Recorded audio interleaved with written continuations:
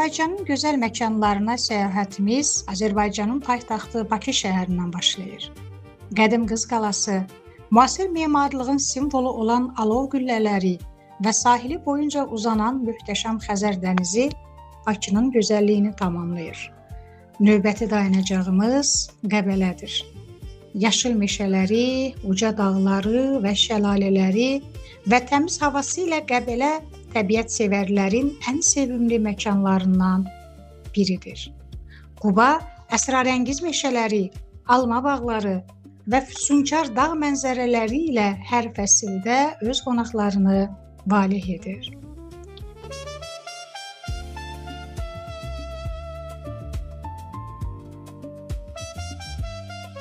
Cənub bölgəsinin incisi Lənkəran subtropik təbiəti, çay plantasiyaları və Xəzər sahili ilə seçilir.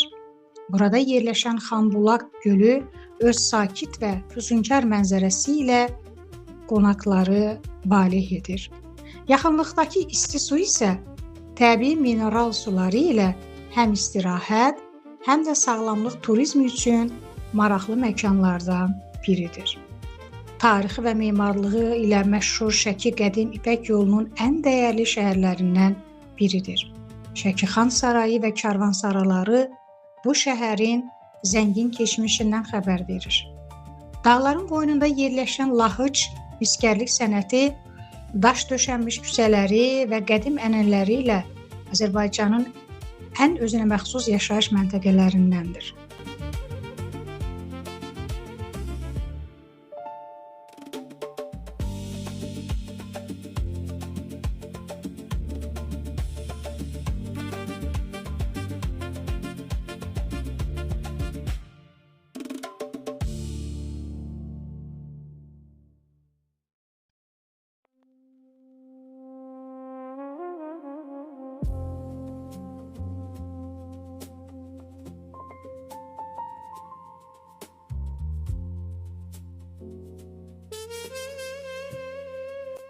Səyahətimizi Azərbaycanın mədəniyyət paytaxtı Şuşa ilə başa vururuq. Möhtəşəm təbiəti, tarixi abidələri və zəngin musiqi irsi ilə Şuşa hər bir ziyarətçinin yaddaşında unudulmaz iz buraxır. Azərbaycan hər bölgəsi ilə kəşf edilməyə dəyər gözəlliklər diyarıdır. Salam, hər vaxtınız xeyir. Ərəb dilinin açarı Miftahul Ərəbiyyə verilişində sizləri xoş gördük. Əhlən və səhlən bikum fi bərnamic Miftahul Ərəbiyyə. Son illərdə Azərbaycana gələn ərəb turistlərinin sayı artıb. Ölkəmizin zəngin mətbəxi, təbiəti, insanların qonaqpərvərliyi, insansevərliyi və tarixi irsi ərəb qonaqlarını heyran edir. Bəs onlar Azərbaycan haqqında ilk təəssüratları necə formalaşdırırlar və hansı bölgələrə daha çox üstünlük verirlər? Mədəniyyətimiz və xidmət sahəsi onların gözündə necə qiymətləndirilir, necə dəyərləndirilir? Bu və ya digər suallar ətrafında bugün danışacağıq. Buna görə də studiyamıza dəyərli qonaq dəvət etmişik. Studiyamızın dəyərli qonağı Əbu Ali və VIP şirkətinin əməkdaşı Zahir Salamovdur. Xoş gəlmisiniz Zahir bəy. Salam, mən də sizi salamlayıram və bu başladığınız layihələrdə sizlərə müvəffəqiyyətlər arzulayıram. Çox sağ olun. Zahir bəy illərdir turizm sahəsində fəaliyyət göstərir və Azərbaycanı layiqincə təmsil edir. Zahir bəy, ilk növbədə gəlin Azərbaycanın ərəb turistləri üçün cəlb edici olan xüsusiyyətlərindən danışaq. Birinci sualım elə ondan ibarətdir ki, ərəb qonaqlarının ən çox sevdiyi bölgələr hansılarıdır? Və bunun da səbəbi hansıdır? Bax, o bölgələri hansı xüsusiyyətlərinə görə sevirlər? Ərəblərin ən çox cəlb edici, yəni paytaxt və digər bölgələri götürsək, ən çox Qəbəliyə axın edirlər ərəb turistləri. Bizdə məsələn Şahdağ var, Quba var, Qəbələ var, Şəki var və bunların içində ərəblərin ən çox axın elədiyi yer Qəbələ rayonudur. Çünki orada əsas bunların cəlb edən xüsusiyyətlər budur ki, yəni yaşıllıq olsun, bir də ki, fəaliyyətlər çox olsun.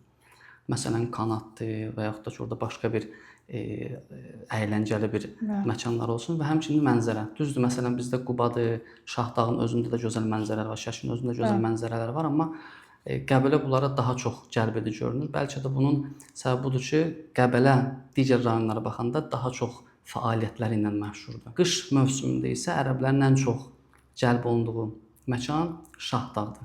Çünki Şahdağ qışda daha müvafiq, daha münasibdir. Orada məsələn xizəkdir, ondan sonra kanatla qalxırlar və digər fəaliyyətlər ki, Şahdağda qış mövsümünə uyğun deyənə, qışda da ən çox ora cəlb olunurlar. Daha çox mən belə başa düşdüm ki, ərəblər loru dilinə desək qara həsrətdirlər. Ona görə bizim ölkəmiz rəngarəngdir, həm təbiəti də çox zəngindir. نحن اليوم في قوبة في منطقة قوبة مع عمي سليمان من الكويت. كيف السياحة؟ والله السياحة ممتازة ويا الأخ كيف السائق؟ كيف السياحة؟ ممتاز والله. ديروا بالكم على المرشد يعني الصراحة يوديكم أماكن فظيعة. الله يخليكم. بارك الله فيك. أحببتم أذربيجان؟ إي حلوة أذربيجان، جوها جميل. ما شاء الله. الله يبارك فيكم إن شاء الله. Zahir bəy, ərəb turistlərindən Bakıya gətirərkən ən çox hansı məkanlara aparırsınız?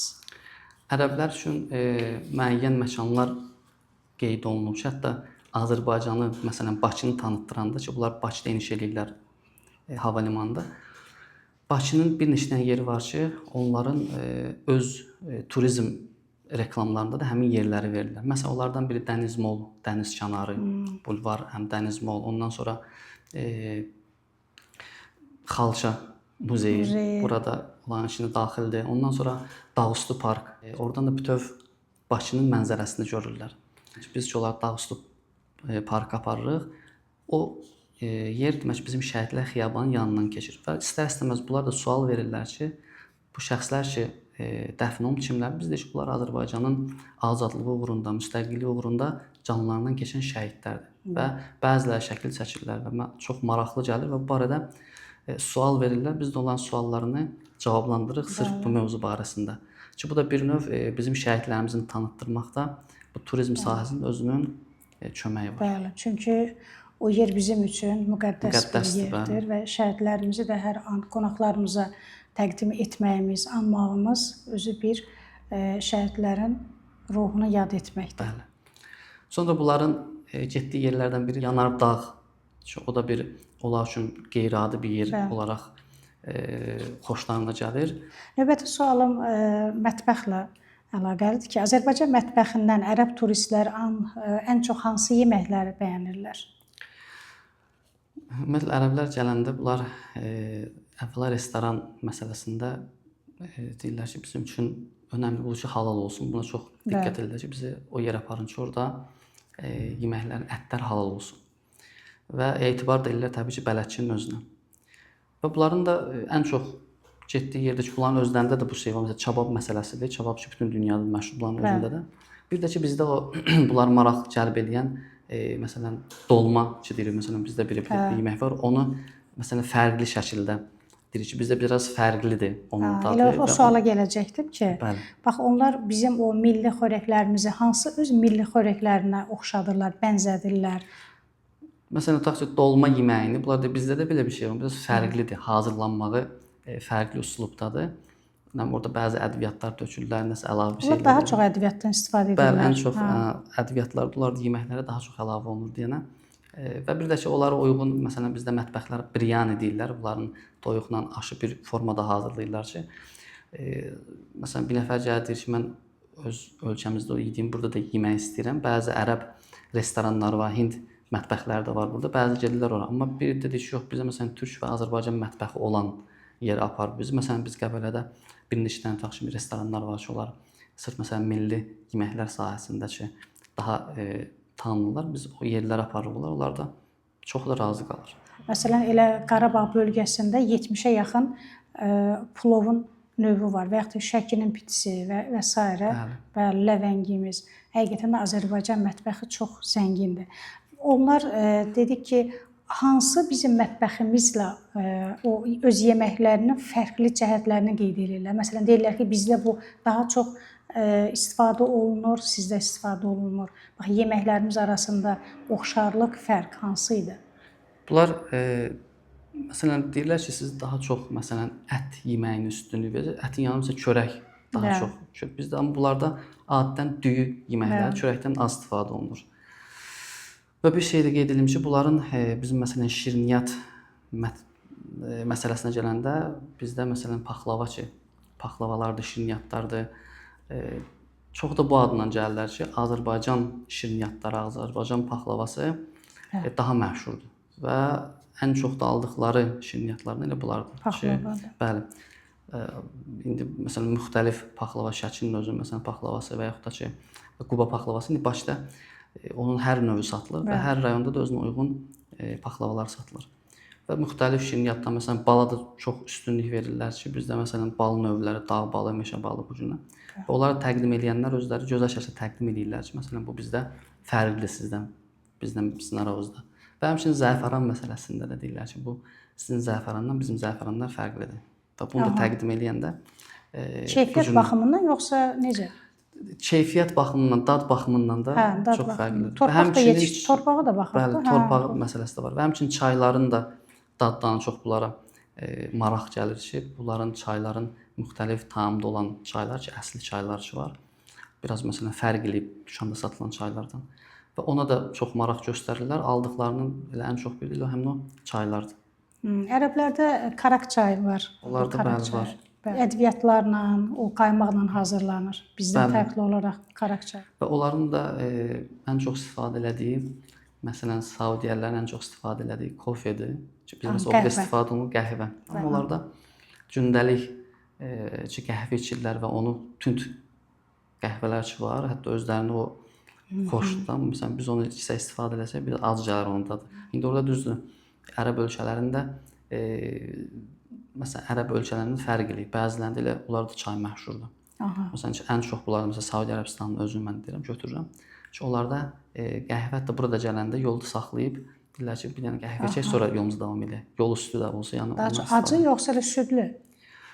Müxtəlif, hətta bəzi qəhvəli növlər var ki, burada yoxdur. Soruşurlar ki, bizdən məsələn məşhur deyil. Bəzilərində elə onlarda çay məşhurdur. Azərbaycanın milli mətbəxi əsrlər boyu formalaşmış zəngin kulinariya irsi ilə seçilir. Hər bölgənin özünə məxsus yeməkləri və hazırlama ənənələri ölkəmizin mədəniyyətini və qonaqpərvərliyini əks etdirir. Bakının məşhur dolması müxtəlif növləri ilə süfrələrin bəzəyidir. Ət, düyü və ətirli göyərtilərlə hazırlanan dolma Azərbaycan mətbəxinin ən sevilən yeməklərindəndir. Azərbaycan plovları da öz rəngarəngliyi ilə tanınır. Pisincan plov, qoz və nar şərbəti ilə hazırlanan xüsusi sousu sayəsində fərqli dada malikdir. Qarabağ plovu isə zəfəran, quru meyvələr və xüsusi bişirmə üsulu ilə seçilərək ölkəmizin ən məşhur plov növlərindən biri hesab olunur. Cənub bölgəsinin fəxri olan Lənkəran ləvəngisi və balıq ləvəngisi qoz, soğan və müxtəlif ədviyyatlardan hazırlanan içliklə bişirilir.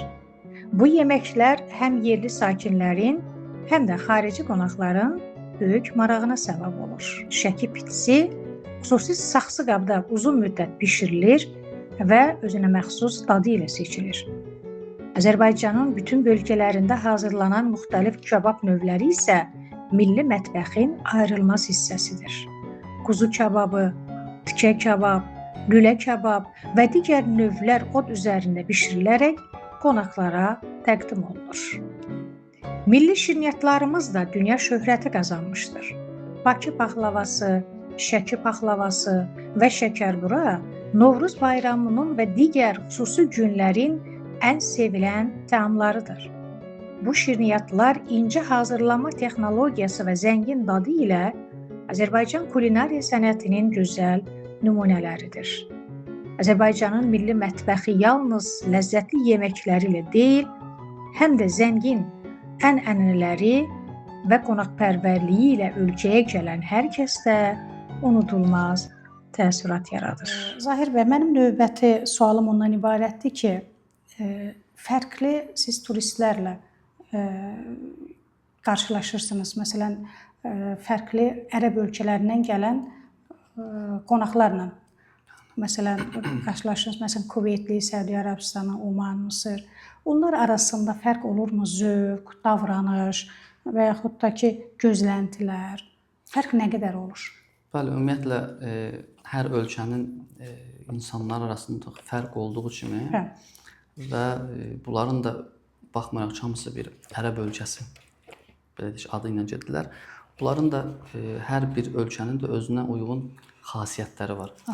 Məsələn, ola bilər tutaq ki, bir Saudiyyənin özündən müxtəlif məntəqələrə nisbətdə, necə ki, bizdə məsələn hər bir rayonun özünün öz rayon cəmaatının özünə uyğun bir xasiyyətləri var. Məsələn, danışıq tərzləri, ondan sonra adətləri və s.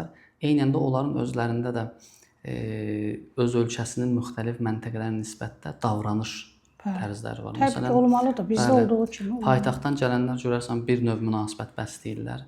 Məsələn, qıraqdan Saudiyyənin məsələn başqa bir bölgəsindən gələnlər görürsən fərqli bir hərəkət nümayiş etdirirlər.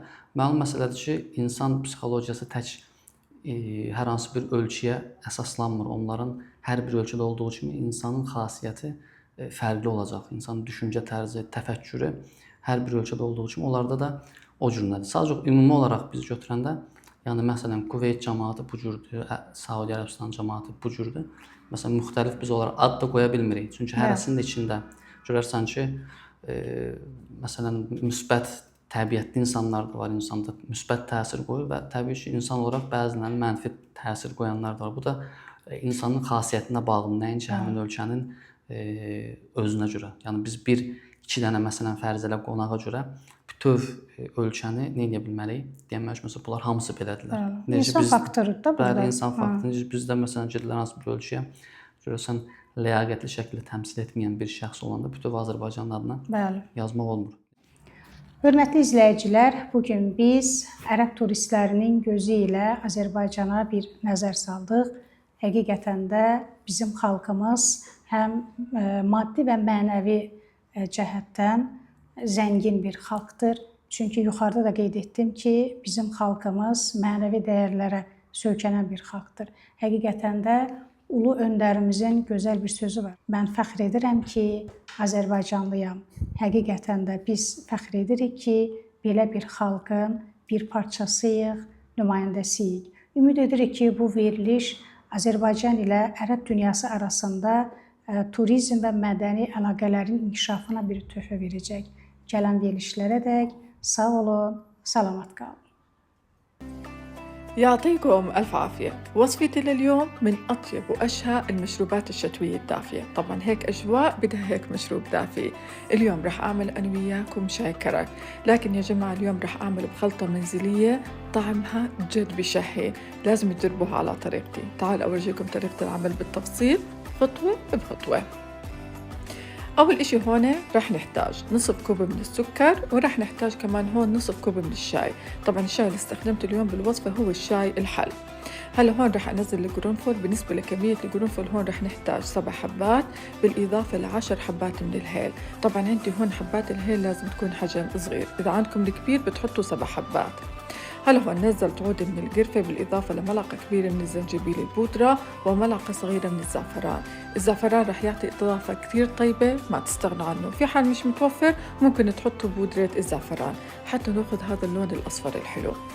هلا هون رح أطحنهم كتير منيح. طبعا بالمرحلة هاي لازم نستخدم المطحنة حتى أخذ خلية ناعم، يعني لازم يكون عندي مثل قوام البودرة. رح أورجيكم الخلطة. طبعا أنا بدي إياها تكون عندي ناعمة مثل هيك. هلا الخطوة اللي بعديها رح نحتاج مصفاية، ولازم هون تنخلوا الخلطة حتى ما يكون فيها أي شيء من القطع الكبيرة. هلا هون مع الخلطة رح أحط حليب البودرة. طبعا حليب البودرة ما بتحطوه بالمطحنة، بتحطوه بالمصفاية بهاي الطريقة. هلا هون رح أنخلهم، والكمية اللي رح أضل عندي بالمصفاية رح أرجع أطحنها حتى تصير معي ناعمة. وبهيك بكون عملنا أطيب وأفخم خلطة شاي كرك. طبعا هون بتقلبوهم كثير منيح حتى تنسجم عندي المكونات مع حليب البودرة. طريقة الاحتفاظ بالخلطة طبعا بتحطوها بمرطبان، مدة صلاحيتها حسب مدة صلاحية المكونات اللي انتم استخدمتوها. بالنسبة للخلطة هاي طبعا بتعمل عندي 3 لتر من الحليب السائل. هسه رح أورجيكم كيف رح أعمل الشاي كرك. رح أنزل هون في البريك لتر من الحليب السائل، طبعا هون استخدمته كامل الدسم، ورح أنزل كوب من الخلطة. طبعا هون أنا ضعفت المقدار، رجعت حطيت لتر من الحليب السائل مع كوب ثاني وتركتهم على الغاز، طبعا مع الاستمرار في التحريك كل شوي حتى غلي عندي الخليط، وتركته هون يغلى تقريبا مدة 10 دقائق حتى يتعقد عنا هيك النكهة الطيبة إنها تبين. أكيد هون وقت التقديم بتصفوا شاي كرك من الخلطة وبعديها بتقدموا جنبه كمان الكعك. يا جماعة طعم الكعك معه غير شكل، بتحسوا الأجواء شتوية جد بتجنن. رح أحكي ملاحظة بالنسبة لشاي كرك، إذا حبيتوا تحطوا عليه المي السخنة أكيد بصير، بس صراحة أنا بحب هيك أنه أحس بطعم الحليب فيه، فبحب إني أغليه بالحليب السائل.